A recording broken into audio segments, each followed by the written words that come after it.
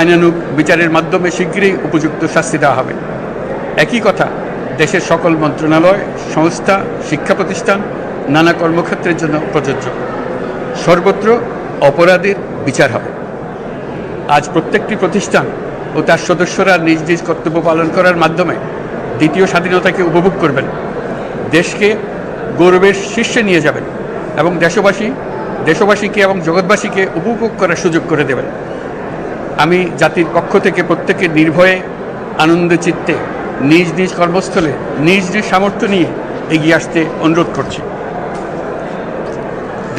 দেশের সকল মানুষকে আজ স্বাধীন, নির্ভয়, নিরুদ্বেগ থাকার জন্য নিশ্চয়তা দেওয়ার জন্য আমাদের ছাত্র শহীদরা প্রাণ দিয়েছেন। এই অভ্যুত্থানের মাধ্যমে সৃষ্ট সরকার দেশের প্রত্যেকের সরকার। এখানে থাকবে সকলের আকাঙ্ক্ষা পূরণের অধিকার। অরাজকতার বিষ বাষ্প এখন যেই